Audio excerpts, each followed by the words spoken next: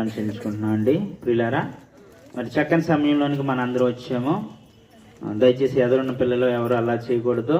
దేవుని యొక్క మాటలు మరి దైవజనులు చెబుతున్న ప్రతి ఒక్క మాట మరి దాన్ని గురించి ఆలోచించి ఆ యొక్క మాటలను మన యొక్క బ్రతుకులలో పాటించవలసిందిగా మరి కోరుతూ ఈ యొక్క సమయంలో మన మధ్యటువంటి మరి దైవజనులు యేషరత్నం గారు వచ్చి తమ అమూల్యమైన వాక్య సందేశాన్ని అందించవలసిందిగా వారిని ప్రేమపూర్వకంగా ఆహ్వానిస్తున్నాం.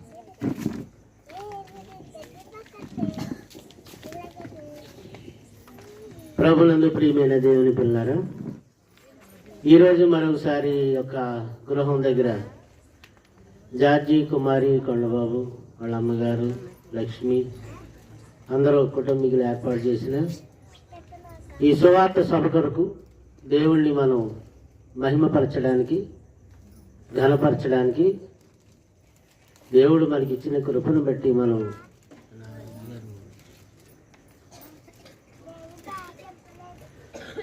దేవుడు మనకిచ్చిన మహాకృపను బట్టి మరి యొక్క సమయాన్ని మనం సద్వినియోగపరుచుకుందాం.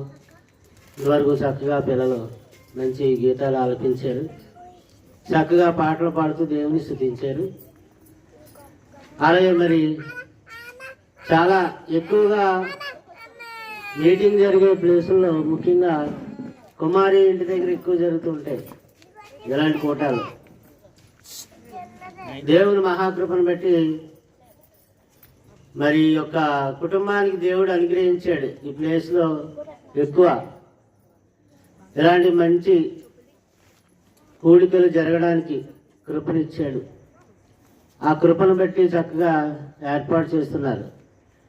అలాగే ఇక్కడ మీటింగ్ పెట్టినప్పుడు అందరూ మీరందరూ వచ్చి చక్కగా దేవుని మాటలు వింటూ ఉన్నారు, మహిమపరుస్తున్నారు.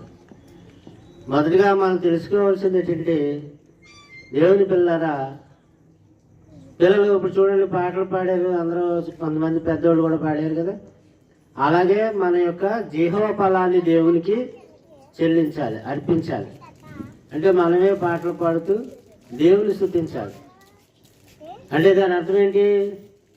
మనం మన గాత్రంతో పాడి స్తుతించాలి. ఇప్పుడు తెర మీద ఏదో వేసి తెర మీద మనం అలా చూస్తూ ఉంటుంటే అది మనకు ఆనందం కలుగుతుంది, కానీ మనం దేవుని స్తుతించున్నట్టు కాదు. అది దేవుని స్తుతించిన తెర మీద పాటలు ఆలకించడం వల్ల, ఇలా చూడండి, తెర మీద పాటలు ఆలకించడం వల్ల మనకి ఆనందం కలుగుద్ది, కానీ మన జీవ ఫలాన్ని మనం పాడుట ద్వారానే దేవునికి మహిమ కలుగుద్ది. అంటే మనకు ఆనందం కలగడం ముఖ్యం కాదు, ఎవరికి? దేవునికి మహిమ కలగాలి, అది ముఖ్యం. ఇప్పుడు పిల్లలందరూ దేవుణ్ణి ఏం చేశారు? మహిమపరిచారు పాటల ద్వారా, అలాగే ప్రార్థనల ద్వారా. ఇప్పుడు మేము వాక్యం ద్వారా మళ్ళా మనం అందరం కలిసి దేవుణ్ణి మహిమపరుచుతున్నాము. అందువల్ల ఈ యొక్క లక్ష్మి జార్జి ఈ బిడ్డలు ఎప్పటి నుండో మీటింగ్ పెట్టుకోవాలని ఆలోచన కలిగి మధ్యాహ్నం దైవజనులకి భోజనాలు ఏర్పాటు చేసి మంచి ఆతిథ్యం ఇచ్చి ఇప్పుడు సంఘం అంతటికి మంచి ఆతిథ్యాన్ని ఇచ్చారు, ఆహ్వానించారు, మీటింగ్ పెట్టారు. అది కుటుంబానికి దీవెన, ఆశీర్వాదం. వాళ్ళకి ఏదో ఒక మంచి దీవెన దేవుడు దాచిపెట్టి ఉంచాడు అన్నమాట. వినాలి అమ్మ, జాగ్రత్తగా వినాలి. బాబు కూర్చోరా బాబు, జాగ్రత్తగా వినాలి. అందరూ లైవ్ వెళ్తుంది కాబట్టి చాలా మరి సైలెంట్గా ఉండాలి. మీరు లైవ్ చూస్తున్నారు చాలామంది. లైవ్ ఎక్కడికక్కడ ఎప్పటికప్పుడు మనం ఇస్తున్నాం, యూట్యూబ్లోనూ ఇస్తున్నాము, అలాగే మరి ఫేస్బుక్లోనూ లైవ్ వెళ్తుంది, చాలామంది చూస్తున్నారు కూడా. అలాగని ఇదేదో గొప్ప అని మేము గొప్పలు చెప్పుకోము. మనం అది జరిగే పని అది ఎలా జరుగుతుంది. మనం దేవుడు పని చేయడు, దేవుడికి మహిమ. ఎవరు చేయాలండి? మనం చేయాలి, బొమ్మలు చేయడం కాదు, లేదా తెర మీద పాటలు చూపించి మనం ఆనందించడం కాదు, లేదా తెర మీద సినిమా చూపించి మనం ఆనందించడం కాదు. మనమే దేవుని స్తుతించి, మనమే దేవుని వాక్యాన్ని బోధించి సువార్త ప్రకటించి ఆయన్ని మహిమపరచడంలో ప్రత్యేకమైన దేవుని ఆశీర్వాదం ఉన్నది. దేవుని బిడ్డలారా ఆలోచించండి. కనుక ఆదర్శవంతురాలైన హన్న, ఆమె యొక్క ఆదర్శవంతమైన జీవితం ఈరోజు చెప్పాలని మరొకసారి ఈ టైటిల్ ఇవ్వడం జరిగింది. అంటే అన్నా కొరకు చాలాసార్లు చెప్పుకున్నాం కదండి, మనందరికీ తెలిసిందే కదా అనుకోవచ్చు. కానీ బైబిల్ అనేది ఎప్పటికప్పుడు నూతనమైనటువంటి విధానాన్ని మనకి తెలియపరుస్తూ ఉంటుంది. ఒక్కొక్కరు చెప్తున్న దాన్ని బట్టి ఒక్కొక్క రకంగా దాని నూతనత్వం అనేది బయటకు వస్తూ ఉంటుంది. బాగా నాలి బంగారం భూమిలో ఉంది, కానీ ఆ భూమిలో బంగారం ఎక్కడుందో తెలియదు. ఆ బంగారం ఏ రూపంగా ఉందో తెలియదు. బంగారాన్ని బయటకు తీయాలంటే మట్టిలో ఉన్న, భూమిలో కలిసిపోయి ఉన్న, ఈ నేలలో ఉన్న అతి శ్రేష్టమైన విలువైన బంగారాన్ని బయటకు తీయాలంటే చాలా కష్టం, చాలా శ్రమతో కూడిన పని. అది ఏ రూపంగా ఉందో, రాళ్ళు రూపంగా ఉందో, బొగ్గు రూపంగా ఉందో, లేకపోతే ఇంకో రూపంగా ఏ రకంగా మట్టిలో కలిసిపోయి ఉంటుంది, కొండల్లో ఉందో, లోయల్లో ఉందో, బంగారం అనేది లోపల ఉంది. భూమిలో వజ్రాలు ఉన్నాయి, డైమండ్స్ ఉన్నాయి, కానీ అవన్నీ బయటకు తీయడంలోనే మనిషి యొక్క నైపుణ్యం ఉంది.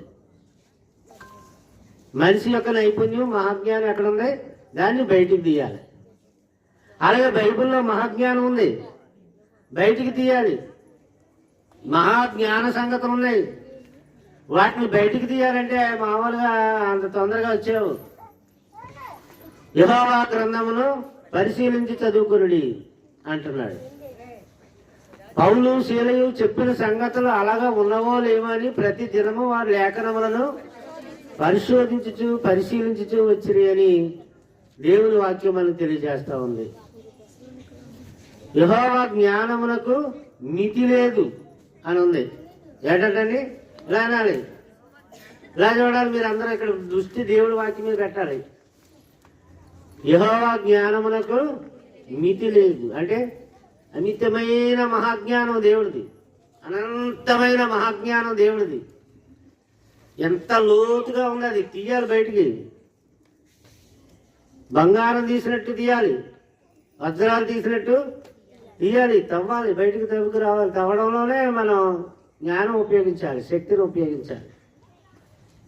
బైబిల్ అంత మహాజ్ఞానంతో ఉన్నటువంటిది కనుక అన్నా జీవితంలో, సమూయేలు జీవితంలో, ఏలీ జీవితంలో, ఆ మొదటి అధ్యాయంలో, ఆ రెండవ అధ్యాయంలో, మూడో అధ్యాయంలో, ఈ అధ్యాయాల్లో ఉన్నటువంటి ఈ సారాంశాన్ని బయటికి తీయడంలో దేవుని మహాజ్ఞానం మనుషులకు అర్థమవుతుంది. దేవుని పిల్లలు ఆలోచించండి. అందువల్ల ఈ టైటిల్ మళ్ళా పెట్టడం జరిగింది. అన్న ఎంత మంచి విశ్వాసం కలదండి, ఎంత గొప్ప విశ్వాసం కలదండి. ఆమె జీవితంలో ముఖ్యంగా ఆరు ముత్యాలు లాంటి పాయింట్స్ ఉన్నాయి. ఈ 6 పాయింట్స్ మీకు చెప్పడానికి మరి ఈరోజు నేను ప్రయత్నం చేస్తాను.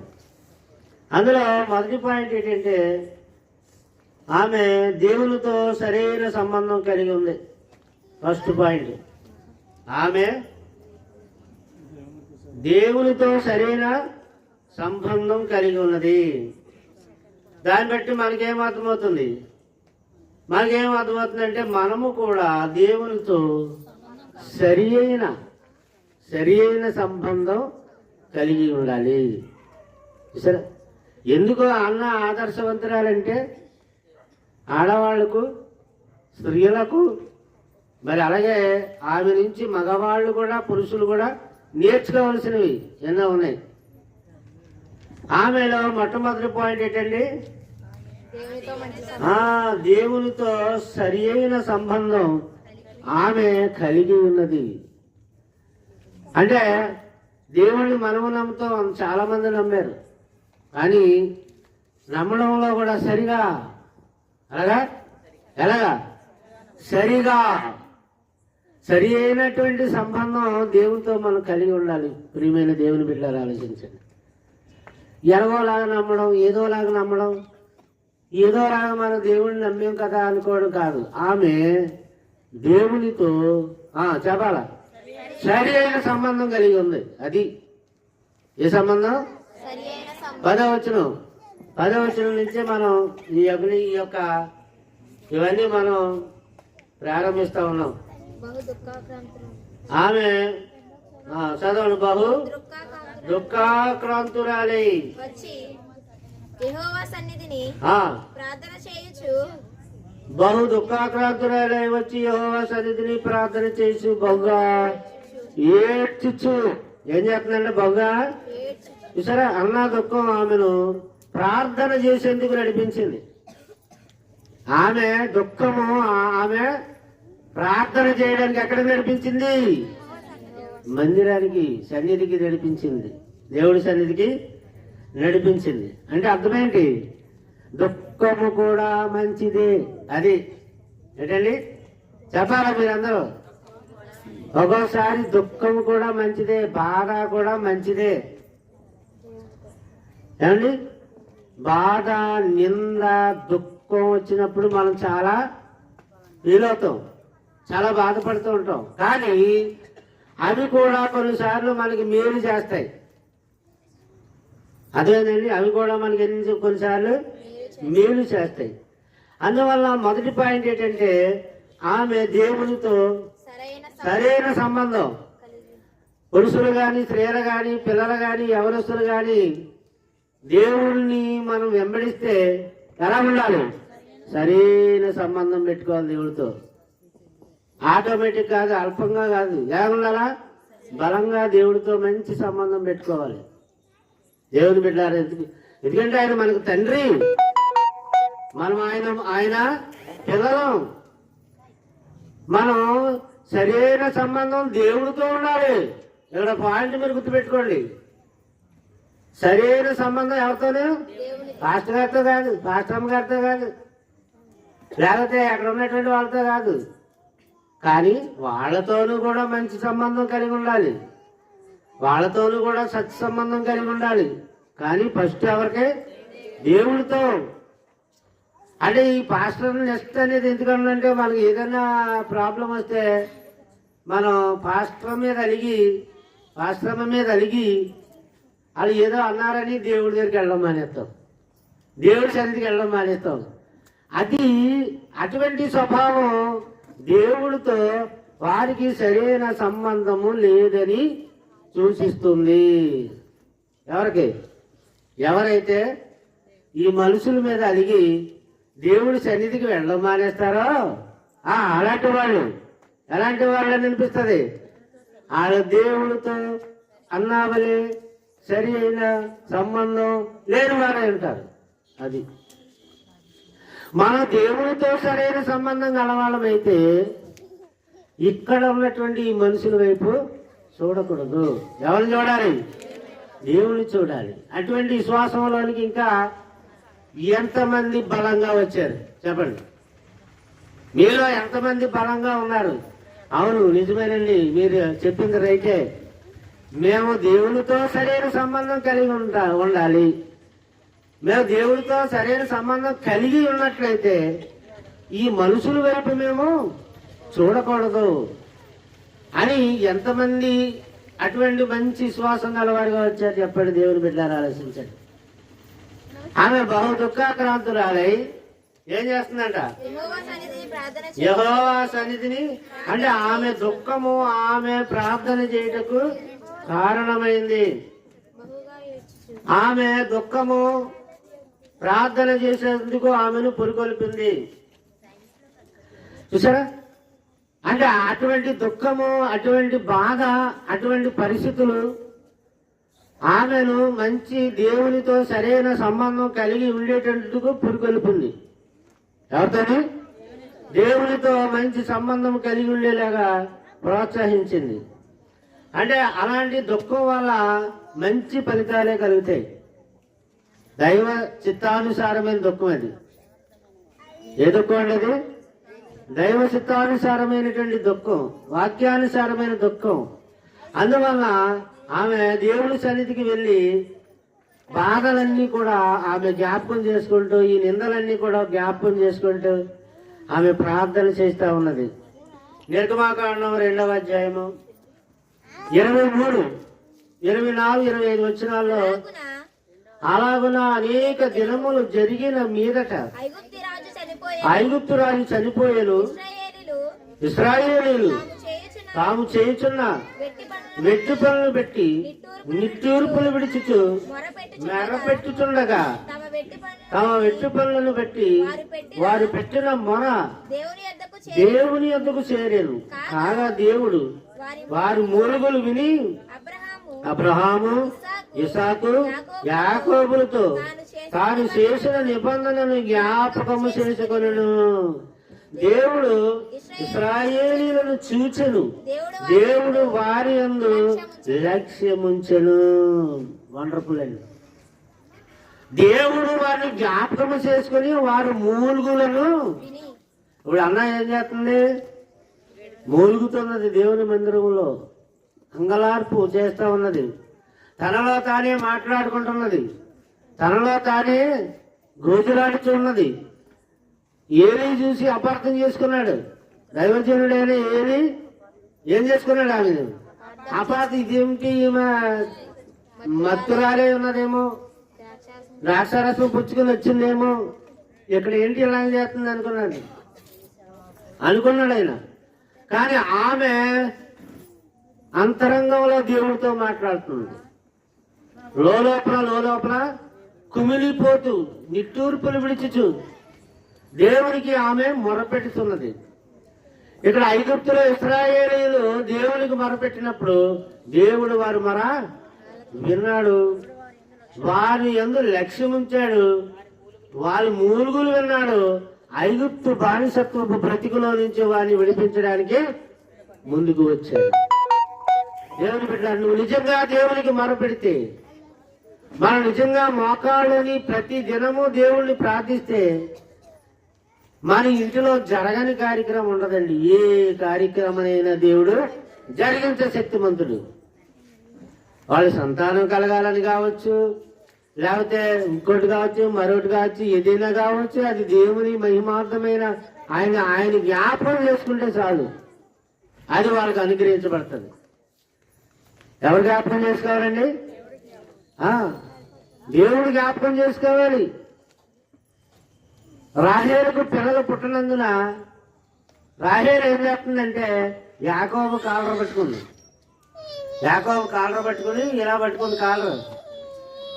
యాకోబు, ఏంటయ్యా నువ్వు మా అక్కకు పిల్లలు పుడుతున్నారు, నాకు పిల్లలు పుట్టలేదు, మా అక్క కన్నా నేను ఏం తక్కువ, నాకెందుకు పిల్లలు పుడతాలేనని భర్త కాలర్ పట్టుకుంది భార్య.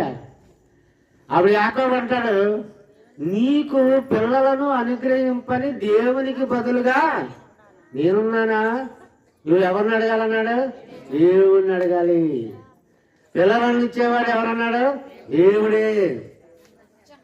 గర్భఫలము యెహోవా ఇచ్చు బహుమానమే, కుమారుడు ఆయన అనుగ్రహించు స్వాస్థ్యమే అని చెప్తే అప్పుడు దేవుడిని అడగడం మొదలు పెడితే రాహేలును దేవుడు జ్ఞాపకం చేసుకుంటే రాహేలుకు యోసేపు, బెన్యామీను అనేటువంటి ఇద్దరు కుమారులు. వాళ్ళ 12 మందిలో కూడా అత్యంత ఉత్తములు ఇద్దరును.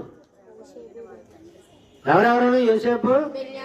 యోసేపు అంటే ఫలించేడు కొమ్మ, గోడ పైన ఫలించేడు కొమ్మ. ఎక్కడంటే గోడ పైన ఫలించేటి కొమ్మ.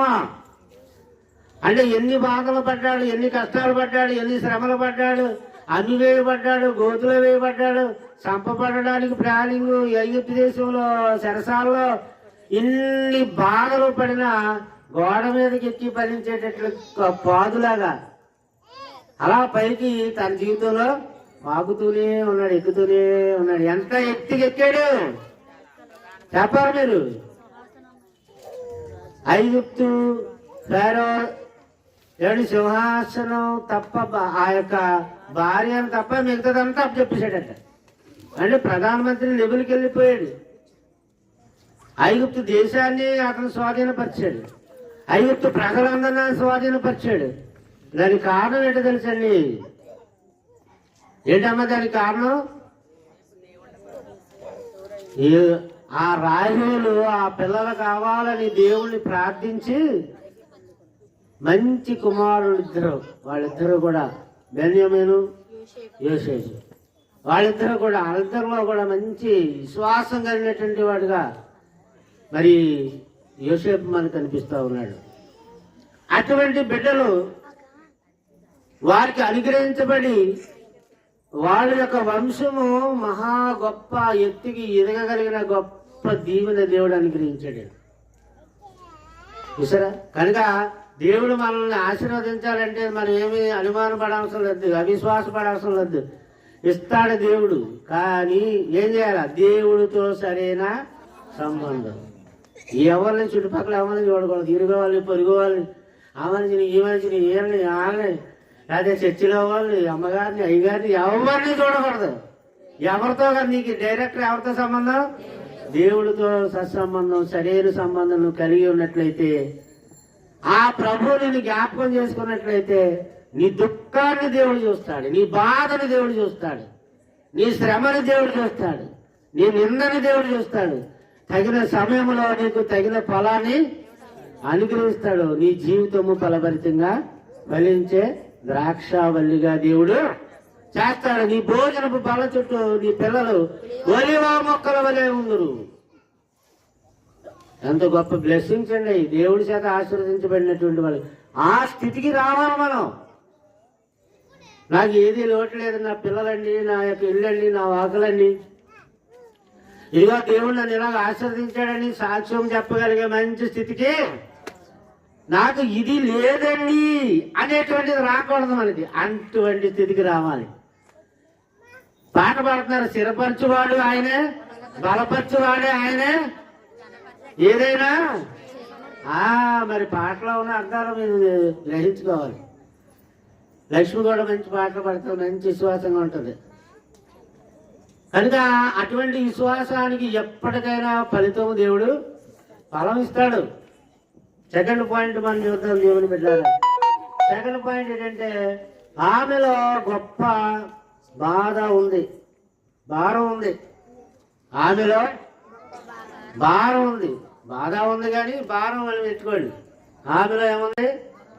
భారం ఉంది. భారం, భారభరితమైనటువంటి ఆ 10వ వచనంలో మనకు కనబడుతుంది. 13వ వచనం, 13వ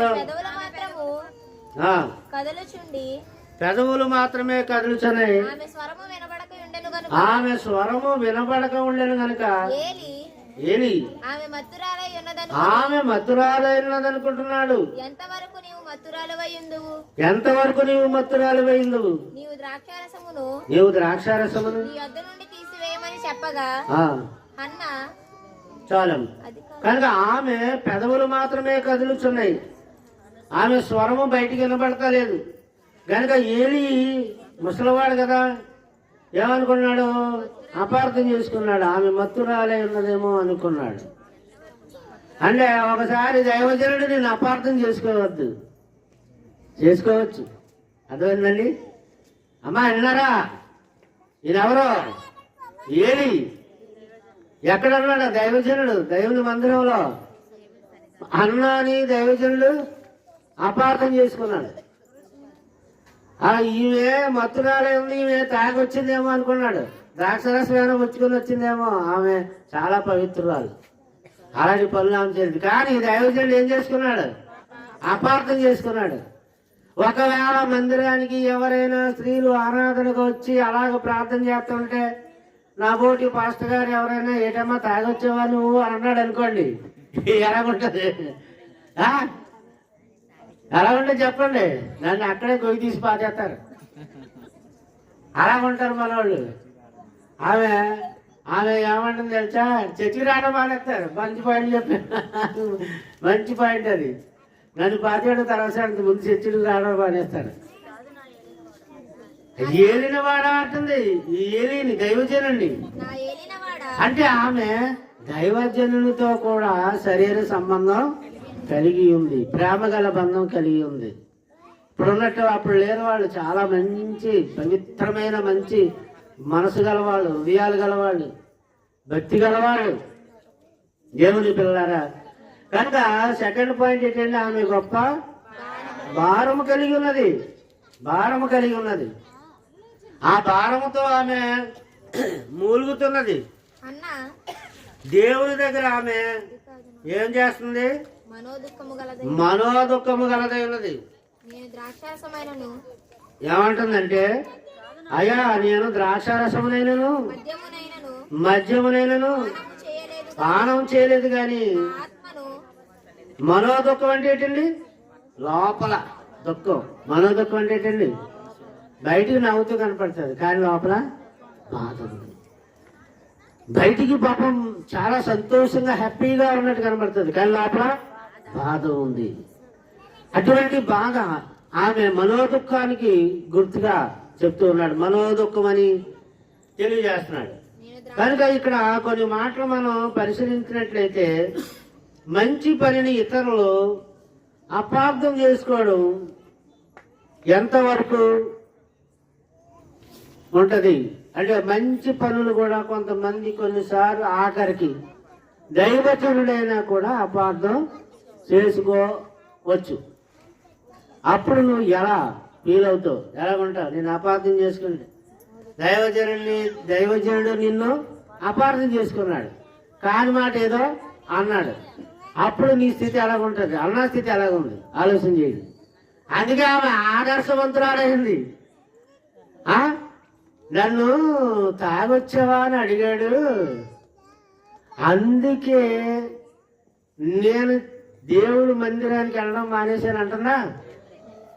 అలా అంటలేదు. అయ్యా నాకు కుమారుడు పుట్టినట్లయితే, నాకు మగ సంతానాన్ని కలగజేసినట్లయితే, ఆ కుమారుడు నీ మందిరానికి నేను సేవకు అప్పగించేస్తానని మంచి వడంబడికి చేసుకుంది, నిబంధన చేసుకుందండి.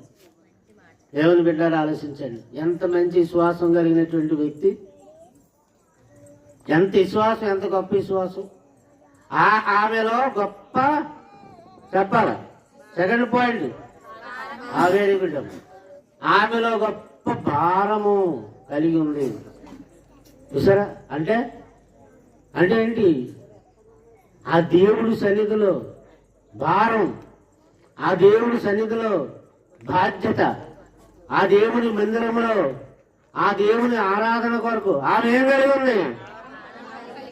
అదే ఆమెకి గొప్ప దేవునిగా మారింది, గొప్ప ఆశీర్వాదకరంగా మారింది. కనుక 14వ వచనంలో కూడా మనం చూస్తా ఉన్నాం, ఎంతవరకు నీవు మత్తురాలివైందు, నీవు ద్రాక్షారసము నీ యొద్ద నుండి తీసివేయమని చెప్పగా, అన్న అది కాదు నా ఏలిన వాడ. సరే, ఎంత మంచిగా చెప్తుందో, ఎంత మాట అన్నారు. నన్ను నేను తాగి వచ్చారని తిరగబడిపోతారు మనోళ్ళు అయితే. అలా అనలేదు.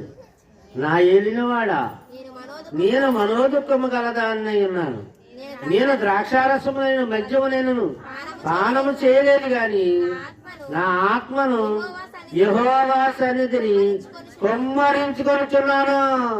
అదేండి, నా ఆత్మను ఎక్కడ? యెహోవా సన్నిధిని కొమ్మరించుకొనుచున్నాను. వండర్ఫుల్. మనం కూడా ఏం చేయాలా? మందిరానికి ఎవరి కోసం వస్తారు? ఎందుకోసం వస్తారు? నాకు వాక్యం చెప్పడానికి అవకాశం ఇస్తే వస్తాను అని అనుకుంటే నీ అంత వివేకం లేదు. నాకు పాత చేయడానికి అవకాశం ఇస్తే వస్తాను అనుకుంటే నీ అంత అజ్ఞానం లేదు. నాకు పాట పాడడానికి అవకాశం ఇస్తేనే నేను వస్తాను అనుకుంటే నీ అంత అల్ప విశ్వాసం లేదు.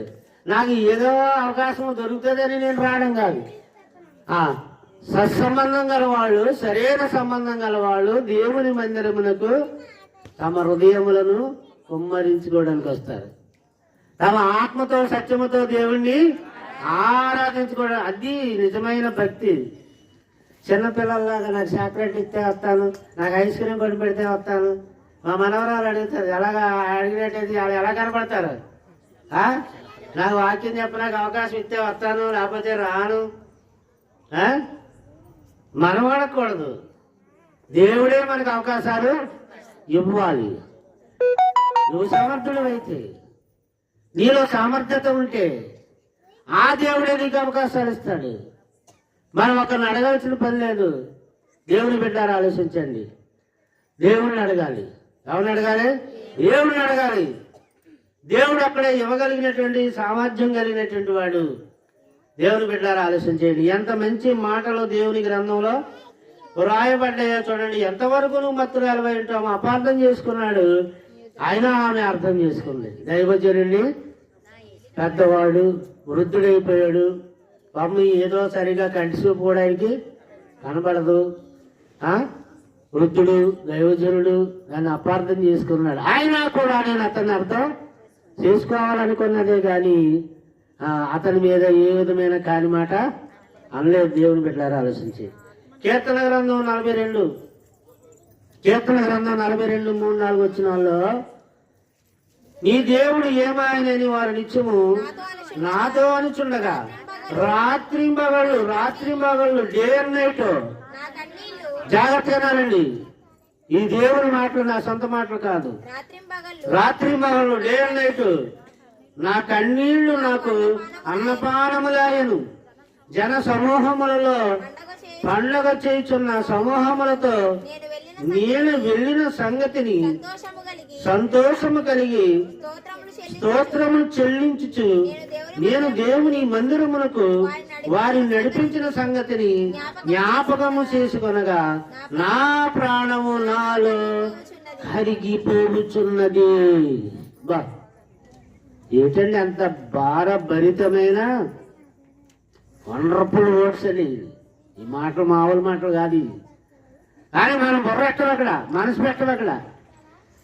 ఆయన ఈ దావీదు కీర్తనలో నీ దేవుడు ఏమాయనని వారు నిత్యము నాతో ఎందుకంటున్నారు? నీ దేవుడు ఏమయ్యాడయ్యా అని అంటున్నారు. ఎందుకు? నీకు ఎదురయ్యే బాధలు, నీవు అనుభవిస్తున్న కష్టాలు, నీవు వస్తున్న శ్రమలు, నీ మీద వేస్తున్న నిందలు, దూషణలు, మంచి చేసినా కూడా ఒక్కోసారి మనకి చెడు ఎదురవుతూ ఉంటుంది. వెరీ గుడ్, బాగా చెప్తున్నారు బాబు మీరు. ఏమి ఎదురవుతుంటది?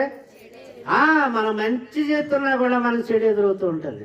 మేలు కోరుతున్నా కూడా కీడు మన టైం బాగోలేదు అనుకోవాలి అంతే. మనం ఏం చేస్తాం? దేవా నీకే స్తోత్రం అనుకోవాలంతే.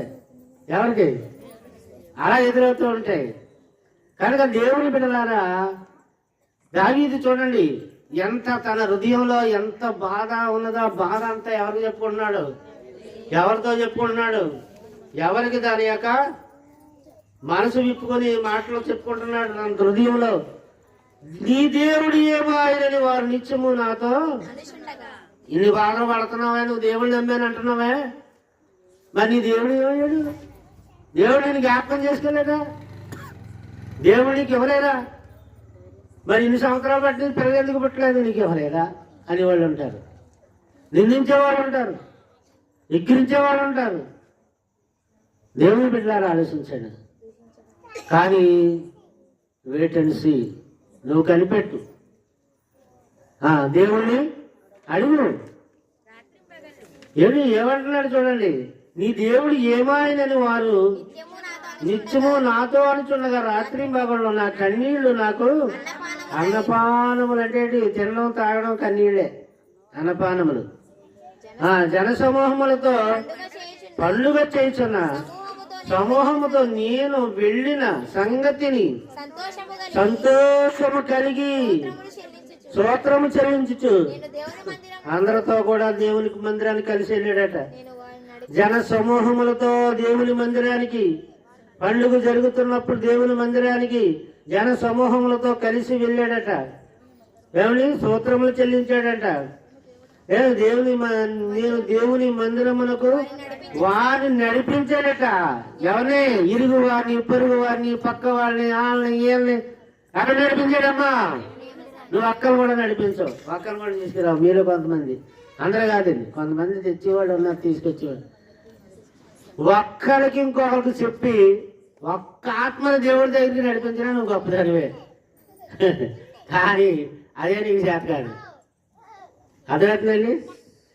ఎవరైనా ఒకరిని నడిపిస్తే అది దేవుడికి గొప్ప మహిమే. సమరస్త్రీ ఏం చేసింది? మొత్తం ఊరందరినీ ప్రభు దగ్గరికి తీసుకొచ్చింది. ప్రభు ఇదిగో ఈయన మెస్సియా కాదా, ఈయన రక్షకుడు కాదా, ఈయన దేవుని కుమారుడు కాదా, మీరు వచ్చి చూడండి అని పట్టణంలో ఉన్న వాళ్ళందరినీ ప్రభు దగ్గర తీసుకొచ్చింది. నువ్వు అక్కడ తీసుకురాలేవు. మనకు అంత సామర్థ్యము లేదు, శక్తి లేదు. కొంతమందికి ఉన్నది, కొంతమందికి లేదు. కొందరికి ఉంది, అందరికీ లేదు. అందువల్ల మనకి ఏముండాలి తెచ్చా? కష్టకాలంలో ఈ కాలంలో ఎవరు వస్తారండి, ఈ కాలంలో ఎవరంటారండి మన మాట అనుకుంటున్నారా? నువ్వు చెప్తే కదా, నువ్వు అడిగితే కదా.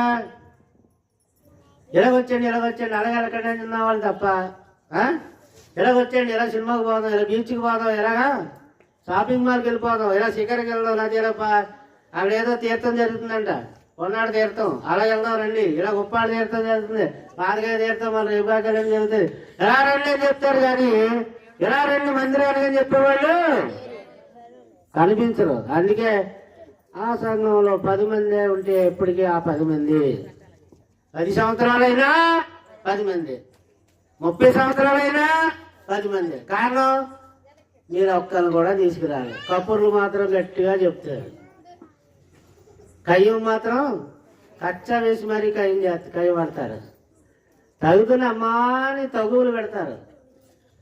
కానీ దేవుని దగ్గర ఒక ఆత్మని తీసుకురారు. దేవుని పనిని గురించి యోచించరు, దేవుని పనిని గురించి పట్టించుకోరు. దేవుని బిడ్డలారా ఆలోచించండి. దేవుని పనిని గురించి పట్టించి కొననేటువంటి వాడిని దేవుడు పట్టించుకుంటాడా? అస్సలు పట్టించుకోడు. ఆడొచ్చి దేవుడి సందులో కూర్చోడు, కానీ కప్పుర్లు చెప్తాడు. కప్పుర్లు దేవుని బిడ్డలారా, దేవుడికి కప్పులు చెప్పేవాడు కాదు. ఎవరు కావాలి? ఆత్మను రక్షించేవాడు కావాలి, ఆత్మ సంపాదకులు కావాలి, పని చేసేవాడు దేవుడికి కావాలి. ఆ యెహోవా పనిని యోచింపని వారే ఎంజాయ్ చేసుకుంటూ ఉంటారు. యెషయా గ్రంథం 5వ అధ్యాయం కావాలనుకుంటాను. యెషయా గ్రంథం 5వ అధ్యాయం, అది కూడా చదవండి. 12-13 వచ్చినారు అనుకుంటాను, చూడండి. తంబూర సన్నాయిలతో వాద్యాలు వాయించుచు ద్రాక్షారసం త్రాగుచు విందు చేయుదురు గాని యెహోవా పనిని పట్టించుకోరు. ఆయన హస్తకృత్యములను చూసారా?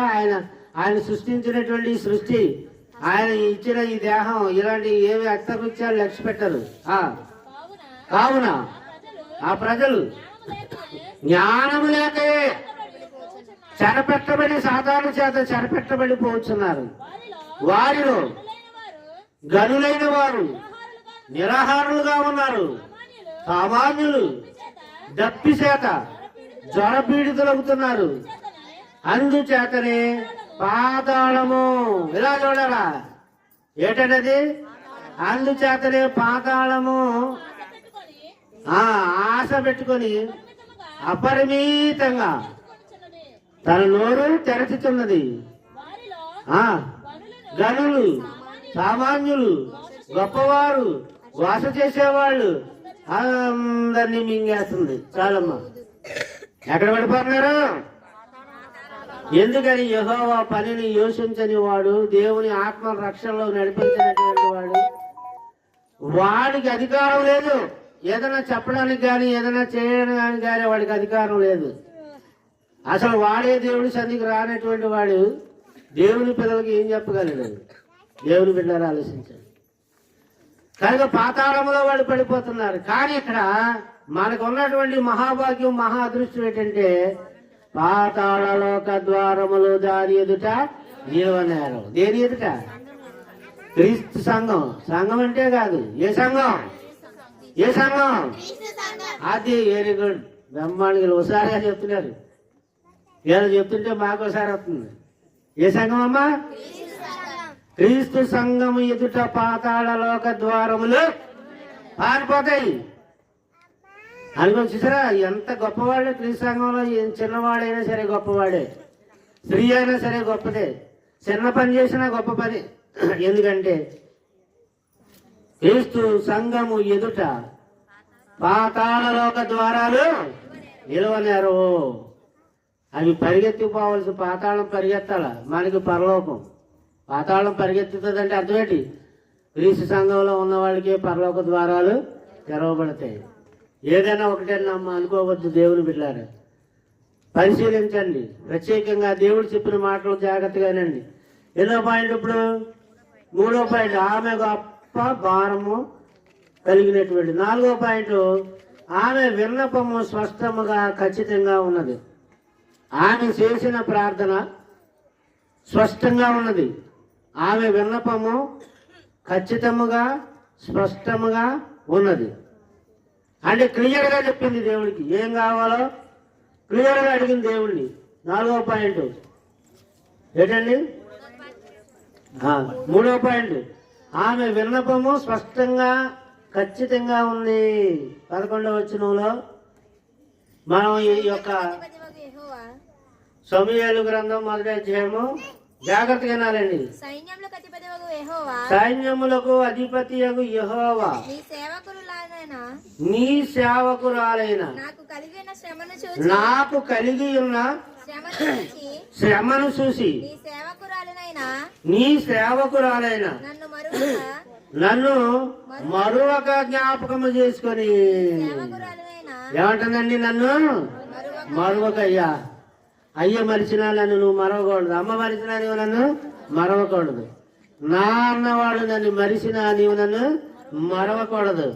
నన్ను మరొక జ్ఞాపకము చేసుకొని ఈ సేవకులైన నాకు మగపిల్లను దయచేసిన ఎడలా వాని తల మీదకి సౌరపు కత్తి ఎన్నటికి రానియక వాడు బ్రతికి దినములన్నిటినూ నేను వానిని యెహోవావు నీకు అప్పగింతునని మొక్కుబడి చేసుకొని బహుస్పష్టంగా ఉన్నది.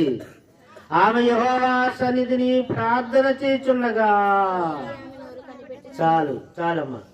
కనుక ఇక్కడ ఏముంది?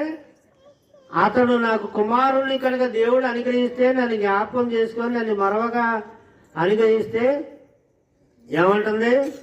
వాడు బ్రతుకు దినములన్నిటను నేను వానిని యెహోవాకు అప్పగింతును. వాడు చెప్పాలి, మీరందరూ చెప్పాలి ఈ మాట. వాడు బ్రతుకు దినములన్నిటను వానిని యెహోవాకు అప్పగింతును.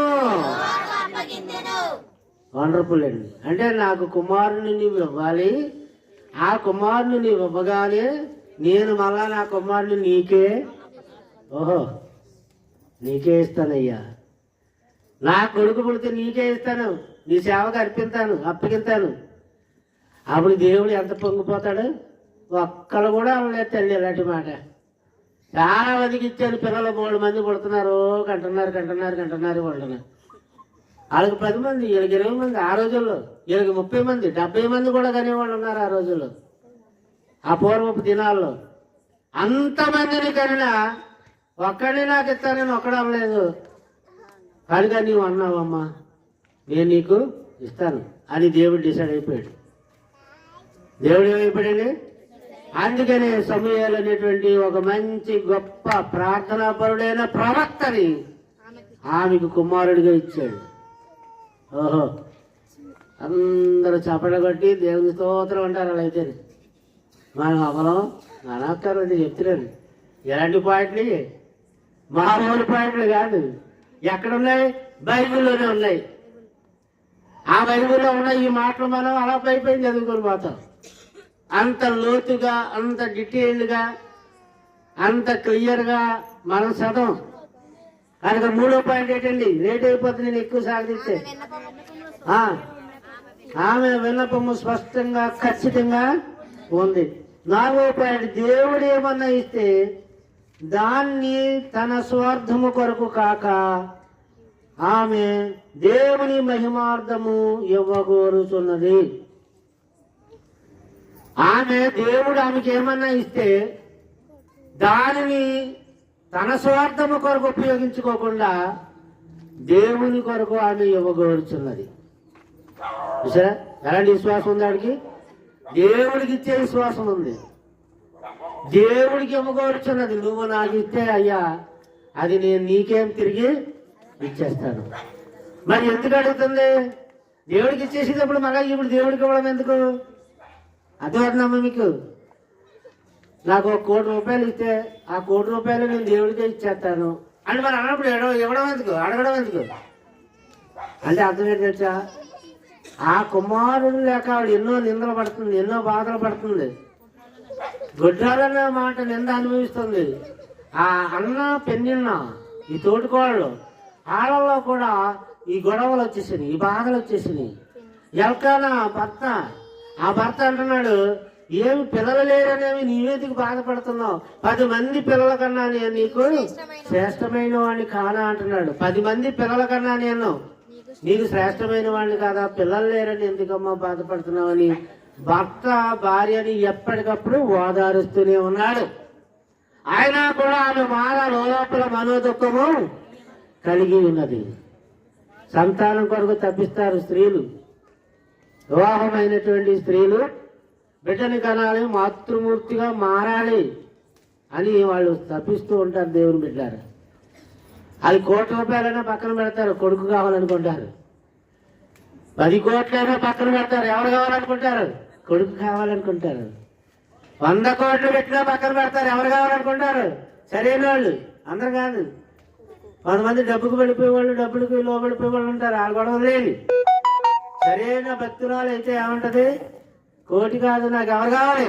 కొడుకు కావాలి. కనుక అటువంటి కోవకు చెందిన స్త్రీ అన్న దేవుని బిడ్డారా, కొడుకుని నిన్ను ఇస్తే తండ్రి నా కొడుకుని మళ్ళా నీకు 22వ వచనం అదే అధ్యాయం. అయితే హన్నా బిడ్డ పాలు విడిచు వరకు నేను మందిరానికి రాను. వాడు యెహోవా సన్నిధిని అగుపడి ఎక్కడ అగపడాలట? వాడు యెహోవా సన్నిధిని అగపడి తిరిగి రాక. అంటే ఒక్కసారి మందిరానికి అప్పగించేస్తే మళ్ళా నా కొడుకుని నా ఇంటికి నేను తిరిగి తీసుకురాను. అందుకనే ప్రస్తుతానికి నేను రాను, మీరు వెళ్ళండి మందిరానికి. ఆమెకి ఇంకా బిడ్డ మీద అచ్చట ముచ్చట తీరక ముందే తీసుకెళ్ళి అప్పచెప్పేసింది. వాడు ఎక్కడ కనబడాలని కోరుకుంది? మందిరములో. ఎక్కడండి? నా కుమారుడు మందిరములో కనబడాలి. బా, నీ కొడుకు ఎక్కడ కనపడతాడు? సినిమాల్లో ఉంటాడు, తెల్లారబోదికి ఆదివారం బీచ్లో ఉంటాడు, లేదా అక్కడ ఉంటాడు, ఎక్కడ షాపింగ్ మాల్లో ఉంటాడు, లేదా సెంటర్లో ఉంటాడు, లేదా ఎక్కడ అమ్మాయిలు ఉన్నాడు అక్కడ ఉంటాడు.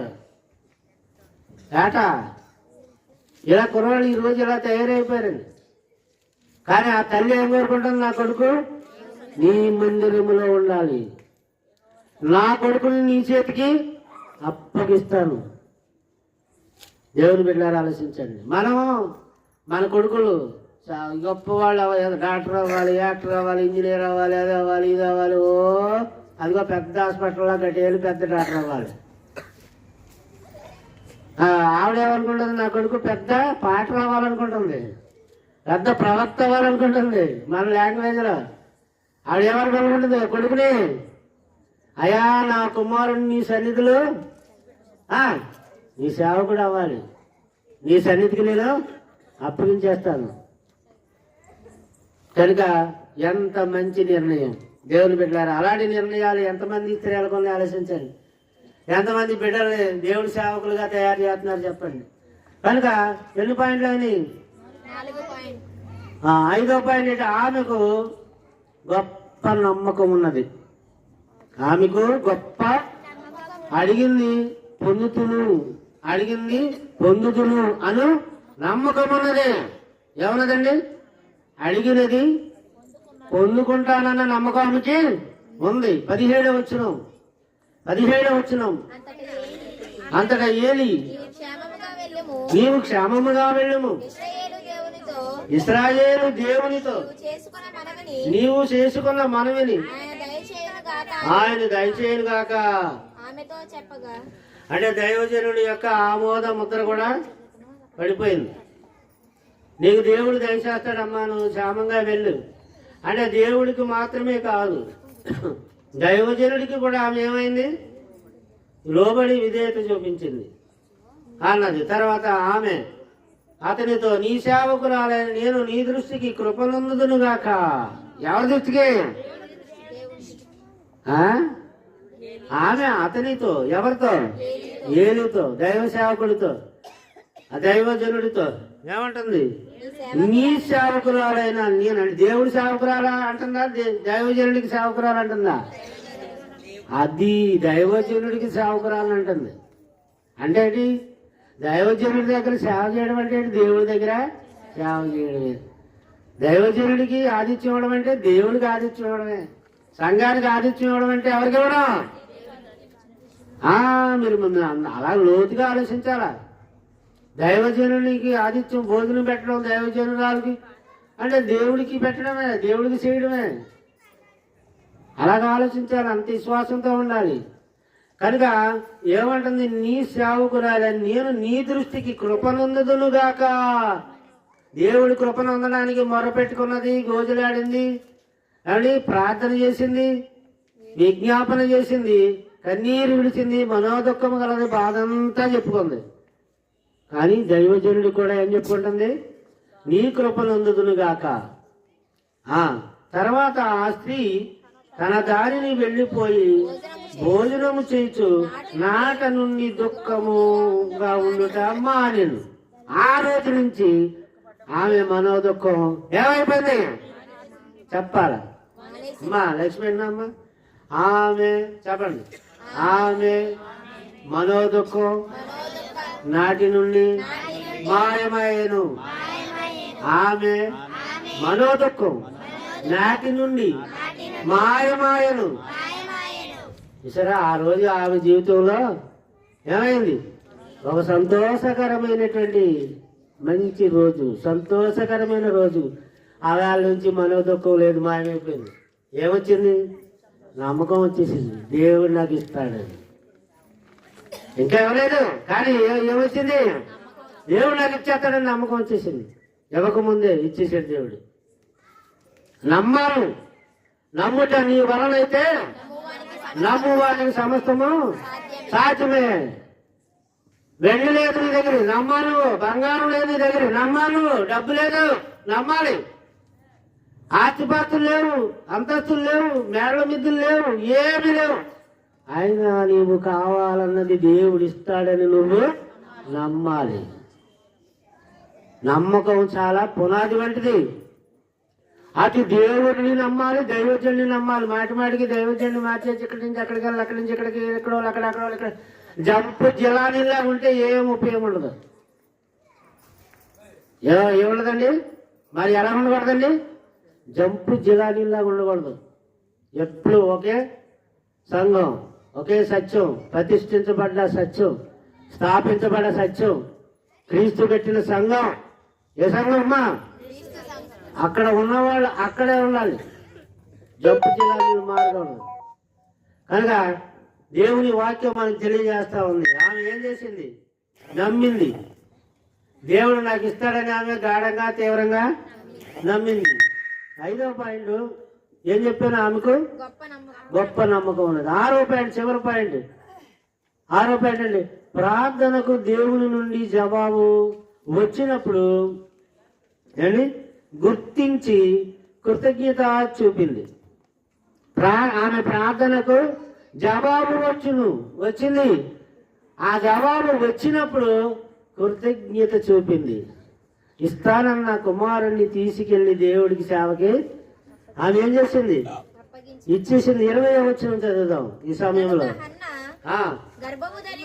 గర్భము ధరించి దినములు నిండినప్పుడు కుమారుని కని నేను యెహోవాకు మొక్కుకొని ఇతన్ని అడిగి తిననుకొని వానికి అంటే సమూయేలు అంటే దేవుడు విన్నాడు అని అర్థం. దేవుడు విన్నాడు. నేనున్నాను, నేను విన్నాను. అది దేవుడి మాట. ఎవరి మాట అండి అది? నేను ఉన్నాను, ఉన్నవాడు అనువాడు, వినువాడు. నిజంగా మొరపెట్టేవాడు ప్రార్థన దేవుడు అంటాడు. కొడుకు ఏం పేరు పెట్టింది? దేవుడు విన్నాడు. అంటే నా ప్రార్థన విని నాకు బిడ్డని ఇచ్చాడు కనుక సమూయేలు అని పేరు పెట్టింది. సమూయేలు అని అర్థం ఏంటి? సమూయేలు అనగా నా దేవుడు నా మనవి విన్నాడు అని. ఏంటండి అర్థం? చెప్పాలా? నా దేవుడు నా మనవి విన్నాడు అని అర్థం. సమూయేలు అనగా ఎంత మంచి పేరు పెట్టారు. అర్థవంతమైన పేర్లు పెట్టేవారు. ఇప్పుడు మనవాళ్ళు పెడుతున్నారు సినిమా అవతారాల పేర్లు, సినిమా హీరోల పేర్లు, సీరియాల్లో పేర్లు అవి పెడేస్తున్నారు. అవి చూసి వీళ్ళకి పెడేస్తున్నారు. దైవజనులు పిలిపించుకుని దైవజనులు ప్రార్థన పెట్టించుకుని కూడా పేరు పెట్టలేదు. సినిమా హీరోలు, సినిమా పేర్లు అవి పెట్టేసుకుంటున్నారు. అంటే ఎలా తయారయ్యారో చూడండి ఇప్పుడున్న జనరేషన్. కనుక దేవుని బిడ్డలారా, ఎంత భక్తి కలిగినటువంటి స్త్రీ, ఎంత వినయ విధేయతలు కలిగిన స్త్రీ, ఎంత నమ్మకమైంది. చివరికి ఆ బిడ్డను తీసుకెళ్లి దేవుని మందిరానికి ఆమె అప్పచెప్పిందండి. ఎంత మొక్కుకున్నది, అంత మొక్కుబడి చెల్లించింది. ఎల్కానాయును అతని ఇంటి వారందరూ యెహోవాకు ఏటాట బలి అర్పించుటకు మొక్కుబడి చెల్లించుటకును పోయారు. చూసారా, దేవునికి మొక్కుబడులు చెల్లించడంలో వాళ్ళు ఏమాత్రమూ ఆలస్యము చేసేవారు కాదు. ప్రసంగి గ్రంథములు అంటాడు, నీవు దేవునికి మొక్కుబడి చేసుకున్న ఎడల దానిని చెల్లించుటకు ఆలస్యం చేయకుము. బుద్ధిహీనులు ఎందు ఆయనకి ఇష్టము లేదు. నీవు మొక్కుకొనిన దానిని చెల్లించుము. నీవు మొక్కుకొని చెల్లింపకుండుట కంటే మొక్కుకొనకుండుటే నీకు మేలు. బా, మొక్కుబడి చేసుకుంటే ఏం చేయాలంట? చెల్లించాలి. ఈవిడ ఏం చేసింది? సమయాన్ని మీ అందరికి తెలిసిందే. 23వ వచనంలో ఆమె తీసుకెళ్లి ఆయన మందిరంలో అప్పచెప్పేసింది. అప్పచెప్పేస్తే ఆయన అక్కడనే మొక్కి యెహోవాకు ప్రార్థన చేసి ఎంత ఆ కుర్రాడు చిన్నప్పటి నుంచి భక్తుడైపోయాడు బాబు. ఎవరు? సమూయేలు. చిన్నప్పటి నుంచి అన్నం తినే దగ్గర నుంచి నువ్వు ప్రార్థన చేసుకుని భోజనం చేయి నాన్న అని నేర్పించే తల్లులు ఉన్నారా? అమ్మాయి ఉన్నారా? మీకే తల్లిదండ్రులు అన్నం తినేటప్పుడు కూడా ఏం నేర్పించాలి పిల్లలకి? ప్రార్థన చేయడం నేర్పించాలి. ప్రార్థన చేయడం వాళ్ళకి నువ్వు తినిపించేటప్పుడు కూడా ప్రార్థన చేసి తినడం అని మంచి భక్తి నేర్పించాలి. కంటత వాక్యాలు నేర్పించాలి. కానీ దేవుని గురించి మంచి మాటలు వాళ్ళకి చెప్పాలా. కానీ అలాంటి పరిస్థితి కనపడతలేదు. ఇప్పుడు సినిమా పాటలు నేర్పుతున్నారు, డ్యాన్స్ వైపు డ్యాన్సులు నేర్పుతున్నారు. ఏం నేర్పుతున్నారు? కనుక అలాంటివి కాదు. కీర్తన గ్రంథం 76:11లో నీ దేవుడైన యెహోవాకు మొక్కుకొని మీ మొక్కుబడులను చెల్లించుడి. ఆయన చుట్టూ ఉన్న వారందరూ భయంకరులకు ఆయనకు కానుకలు తెచ్చి. అదండి 76వ కీర్తన 11వ వచనం ఏమి చెప్తుంది? నీ దేవుడైన యెహోవా మొక్కుకొని మీ మొక్కుబడులు చెల్లించండి. ఆయన చుట్టూ ఉన్న వారందరూ భయంకరులకు దేవునికి కానుకలు తెచ్చి అది అర్పించాలి. కానుకలు ఇవ్వాలి. అది కానుక ఇవ్వడం వాళ్ళకి ఆశీర్వాదం. ఇశ్రాయేలీలకి, ఇశ్రాయేలు దేశం అభివృద్ధి చెందడానికి, ఇశ్రాయేలు జాతి అభివృద్ధి చెందడానికి, ఇశ్రాయేలు వంశ వృక్షము అభివృద్ధి చెందడానికి, వారి గోత్రాలు అభివృద్ధి చెందడానికి ఆకాశ నక్షత్రముల వలెను సముద్రమందరి ఇసుక వలెను వాళ్ళు విస్తరించడానికి మీ దేవుడికి మీరు మొక్కుకొని మీ కానుక అన్న అర్పించిన కానుక భిన్నంగా ఉన్నది. అన్న అర్పించిన కానుక భిన్నముగా ఉన్నది. ఏ కానుక ఇచ్చింది దేవుడికి చెప్పండి? కుమారుని తీసుకెళ్లి దేవునికి కానుకగా ఇచ్చేసింది. కానుకలు ఇవ్వద్దు. ఉచితంగా చేసేస్తామని ఎవడని చెప్పిన నమ్మకండి.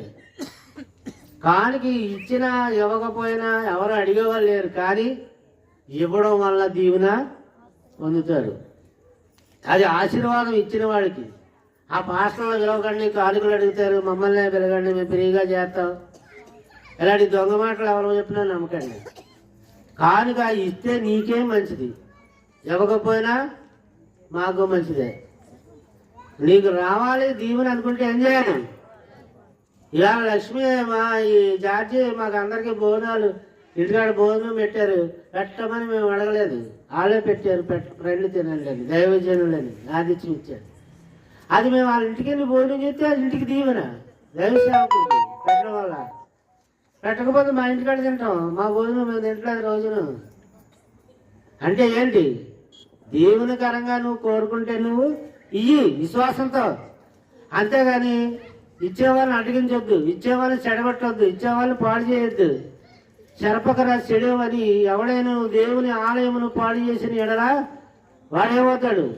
దేవుని చేత పాడు చేయబడతాడు. ఇచ్చేవాళ్ళని చెడగొట్టకూడదు. మనం ఎవరు దేవుని బిడ్డలారా ఆలోచించి, నువ్వు ఇవ్వకపోతే మానే, నేను ఎవడు అడగడు. కానీ ఇచ్చేవాళ్ళు మాత్రం నువ్వు చెడగొట్టుకో. ఎందుకమ్మా ఇంత ఇచ్చేస్తున్నావు అని అనుకో, ఇంత అవసరమా అని అనుకో. నేను చెప్పే మాటలు వింటే మీకు బుర్రపాడైపోయి గిర్రగిర్ర తిరిగిపోద్ది.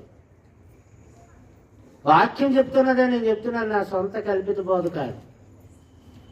50 కోట్ల లాభం వచ్చిందంట దైవజనుడు ప్రార్థన చేస్తే. ఎంత? 50 కోట్లు. అదంతా చెప్పడానికి సమయం లేదు ఇప్పుడు. ఏ బిజినెస్ ఎలా చేశాడు, ప్రార్థన ఎలా చేశాడు, సంఘం ఎలా చేశాడు, అవన్నీ చెప్పడానికి సమయం లేదు. 50 కోట్ల లాభం వచ్చిందంట దైవజనుడు సంఘం ప్రార్థన చేస్తే. ఆ 50 కోట్ల లాభం వస్తే అందులో 25 కోట్లు తీసుకెళ్లి దేవుడికి, దేవుడి మందిరానికి, సంఘానికి ఇచ్చేసాడు. ఎన్ని కోట్లు? 25 కోట్లు. అంత అవసరమా అంటారు మన వాళ్ళు ఎవరు ఉంటే అక్కడ. అమ్మ బాబా అంత అవసరమా? అవసరమే ఎంతైనా. ఎవరికి? నీకు, దేవుడు కాదు. అవసరం ఎవరికి? ఎంత ఇవ్వడం అవసరమా అనుకుంటాం మనం. నీకమ్మా అవసరం, దేవుడి కాదు. అంటే మనం ఇచ్చిన దానిని బట్టే తిరిగి పొందుతాం. నువ్వు విత్తిన గింజను బట్టే నువ్వు తిరిగి ఫలాన్ని పొందుతావు. అంత మనం దైవజనుడు ఈ వాక్యం చెప్పినప్పుడు ఇవ్వడం కోసమే చెప్పేస్తున్నాడని బాధపడకు. అన్న ఏమిచ్చింది? భిన్నంగా ఇచ్చింది, బిడ్డనిచ్చింది. ఎవరికి? అబ్రహాము ఏమి ఇవ్వడానికి తీసుకెళ్ళాడు? మోరియా పర్వతం మీదకి కుమారుని ఇవ్వడానికి తీసుకెళ్ళి అర్పించడానికి కత్తి తీసేసాడు. ఇచ్చేసినట్టే దేవుడు. అందుకే దేవుడి చేత వాళ్ళు గొప్ప వాళ్ళుగా ఆశీర్వదించబడ్డారు. అంతేగాని చడుక్కుంటూ ఇసుక్కుంటూ బలవంతంగా ఎవరో చెప్పారని అందుకే మానేశారని ఇవ్వడం అవన్నీ మంచివి కావు. ఎవడు చెప్పినా నువ్వు మానవద్దు దేవుడికి ఇవ్వడం. అలాగని మేము చెప్తున్నామని ఇవ్వకండి. ఎవరు చెప్పినా, ఎవరు చెప్పకపోయినా, ఎవరు ఇమ్మన్నా, ఎవరు ఇవ్వద్దన్నా నీకు దేవునితో ఏముండాలా? ఏ సంబంధం? సరైన సంబంధం ఉండాలి. ఏ సంబంధం? అది ఉన్నప్పుడు నిన్ను ఎవరు పాడు చేయలేరు, నిన్ను ఎవరు అడ్డగించలేరు, నిన్ను ఆటంకపరచలేరు. అది కావాలి. ఎన్ని పాయింట్లు అవి?